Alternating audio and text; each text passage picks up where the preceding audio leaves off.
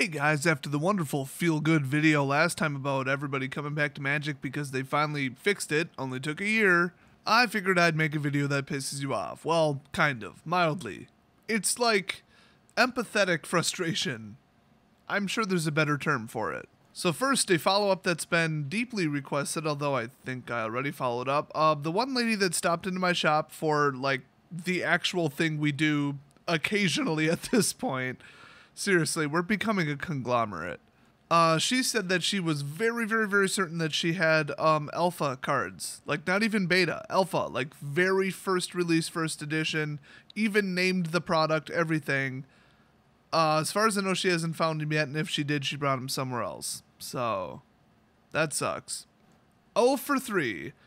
Wait a minute, what am I talking about? 3? Oh, did I just ruin it? Spoilers. So, somebody else who's been, I think, in a couple videos, I don't know, some of them the recording didn't quite work, so I didn't upload them, so he might not have been. But a friend of mine said that he had some older MTG cards, so he found like 1 or 2 of them, or 3 of them, or something like that, brought them in. They were very, very, very old. I mean, we're talking 94, 95 old, but they were just barely not the ones worth money. So then he said, oh, I've got a ton more. And it's true. He did have a ton more. And he couldn't find them. And then he still couldn't find them. And then he still couldn't find them. So finally, because, you know, money, he looked pretty hard and did find them. And it turns out they're pretty much all 94, 95. Couple 96ers in there. And actually, some of them are like a lot newer. So that's kind of weird that they'd be mixed in. But, yep, as far as I could tell looking through them, at least, you know, a cursory glance, nothing of value. Like, not even remotely. So, number 3, I show up to a Pokemon Go raid and start talking about, you know, Magic the Gathering because, you know, it's kind of my people. Honestly, quite a few of them have played the game. Plus, I'm always trying to recruit people to go to my LGS. You know, why not? I mean, if you're not personally yourself going door to door, randomly knocking on doors and asking whoever answers if they want to play Magic the Gathering, are you really a part of the MTG community? But yeah, a lot of people are like, I used to play. And very, very few people that I know have played continuously or even close to it for like 20 plus years. I mean, even Dracon hasn't even been into Standard lately just because of the cost and everything. Oh man, I need more allergy pills. I can't even breathe today. Too much sucking up all that disgusting fresh air out playing Pokemon Go. By the way, they simultaneously released all 4 legendary birds until August 31st, so yay. Big shout out to my homies over at Our Twin Life, fantastic vlog channel. That's not the full title, I added that last part. It's just Our Twin Life. One of those crazy little dudes actually caught a Zapdos. Congrats. I could almost guarantee he caught it on a hoverboard. So I actually have 5 Articunos, 6 Lugias, 7 Zapdoses, and 12 Moltres. I haven't caught any of the legendary Birdo Quattro yet, though. Oh yes, the top secret 151B, we'll say. I don't even remember where they are in the actual order. Yes, the legendary bird, Birdo Quattro. By the way, shout out to the people who just got that joke. Fine, I'll spell it out for the dumb people. It's, I gotta get them in order. Arctic Uno, and Zapdos, and then Moltres. So then next in Spanish would be Quattro. So it's Birdo Quattro. What the hell is this video about? Oh yeah, people not making any money. So this dude I met is like, yeah, I got some Magic cards I used to play way back in the day. And whenever they say those magic words, I reply with the other magic words. How long ago? Specifically. What year? What set? What release? What names? What characters? Describe it. And we go full-blown CSI MTG on this one. There needs to be an investigation because if they say, I don't know, I think everything was covered in snow, you've got money. So whenever somebody says, I used to play a long time ago, I still have some cards, I'm like, tell me the deets, yo. And yeah, I was like, you know, that sounds pretty good. That sounds pretty promising. I mean, you might be sitting on like 50 grand for real. I mean, probably not due to actual opening rarity, but I mean, a couple hundred minimum usually in most cases. So I'm like, hey, why don't you just stop by my shop sometime if you find your card collection and I could go through them and see what you got. So he did. You know, it took a while because, you know, people are busy and they forget and it probably took him a while to find them. But he stopped in. Totally cool dude, by the way. And we're looking through them, and they're almost all 3rd edition revised. And you guys do not realize this is like the 5th collection that came in that was all 3rd edition.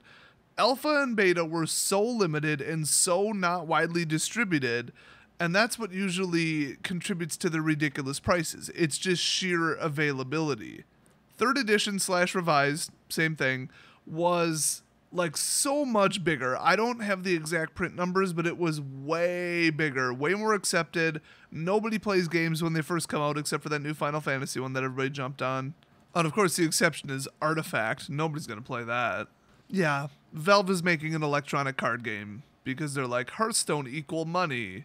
Yay. Hey Gabe, Half-Life 3 equals money. Make it.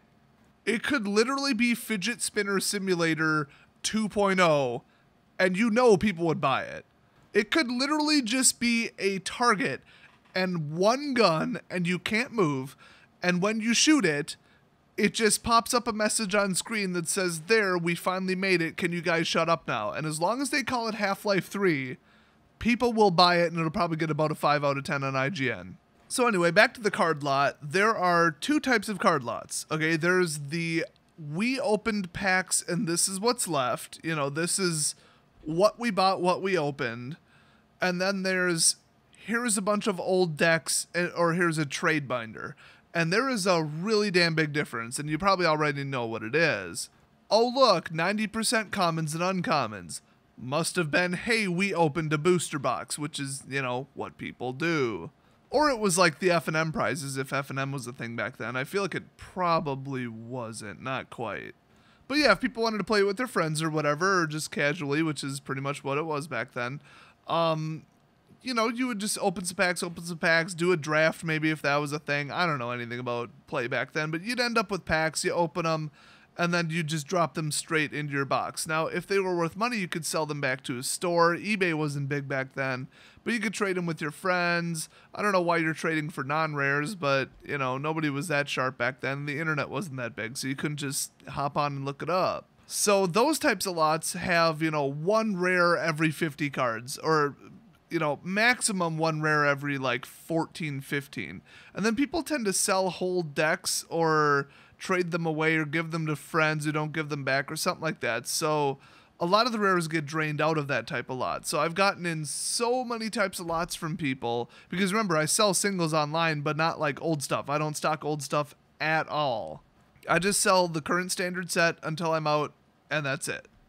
But when people bring in, you know, lots for basically like consignment, I guess, I might just pay cash, or I might, you know, give them a percentage of whatever it sells for. So I'm looking through it, and I'm like, okay, I think I remember a lot of the most expensive cards from Revised, and there are shockingly few. I mean, for something printed in, I believe, 94, it's really not full of tons of value. There are a couple bomb cards and a ton of whiff cards, and that's just how it is. So I kept freaking out over certain cards that I at least had heard of, because if I heard of them, they're probably worth money.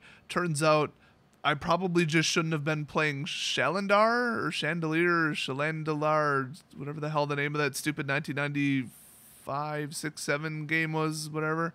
Because now I've played with all those cards, so I'm like, oh, this card, this one's really powerful. That was in my deck in Chandelier. By the way, it's on my channel, look it up. That game just makes me hate everything, just in general. It's just a bad game. Remember, it's only nostalgia if you actually played back then. But then he pulled that one where you pay 1 black mana and get 3 Dark Ritual. Perhaps you've heard of it. And I'm like, dude, 3 Dark Rituals in a row. Are you kidding me? I mean, I'm thinking, okay, the Masterpiece version is like somewhere between 50 and $100, I think. It's outrageous. Everybody knows the card. It's famous. It's huge. It lets you do broken degenerate crap. It is a famous card. Turns out, okay, take a guess, before I even say this, how much that card is worth from 3rd edition in ultimate perfect near mint flawless condition. Oh, and let me give you a little hint. It was printed in 3rd edition, and 4th, and 5th, and Alpha, and Battle Royale, and Beatdown, and Beta, and Deckmaster, and a dual deck, another dual deck, from the Vault 20, Ice Age, Mercadian Masks, Mirage, Plane Chase, even I didn't know that, Tempest, Unlimited, Urza Saga, The Masterpiece from Cat, and Dual Decks Anthology. Okay, now guess how much the 3rd edition is worth. If you guessed 59 cents, you're correct. By the way, the alpha version is $60. What the hell? Beta's $40. I mean, I would have thought, okay, you know, $200 card, at least in alpha. Nope. I don't know. I guess just nobody plays it. I have no idea. I guess like red's the big ramp color. I don't know. I have no explanation for this other than if somebody actually wants to play with it, they could just get it from just about any other set ever made. I guess that would do bad things to the prices because the dual lands, no, you pretty much got to get them from this. So we had 3 of these. I'm like, dude, this is going to be money. Let me look it up. And I just about cried. So near the end, he ended up having 1 rare worth about 15 to 16 bucks, maybe 20 on a good day. It was some kind of blue rare. I don't remember what it was. But boy, I mean, he had Merfolk, and I'm like, okay, old school Merfolk, that's got to be worth something. No, it wasn't. So that sucks. It's a shame that nobody has ever brought in a true collection. Like, we're talking binders, trade binders, old decks, assembled stuff, because then it's 4 of and it's more likely to be rares. Like, if people really took the game seriously back then, they would be building decks with, well, back then, more than 4 copies of one given rare. I mean, yeah, you got your lands, you got your commons just because they fill a certain need and there weren't very many cards legal. But it's more likely to be rare heavy, especially a trade binder, in which case it would be almost all rares no matter what. So that somebody's never claimed to have or, you know, had around because people just played it and didn't respect the cards. Sleeves weren't really even a thing back then.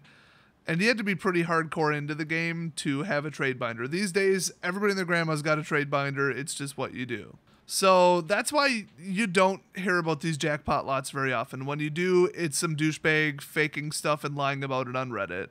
Yeah, that happened. I think it was something about a safe. Oh, I opened a safe and found all these trade binders. And somebody's like, no, that's not real. And turns out, yeah, it wasn't. So that's 3 misses right in a row. We're struck out now. Struck out of making any money on people who thought they might have money, I guess. I don't know. I don't know how to classify this. I'm tired as hell.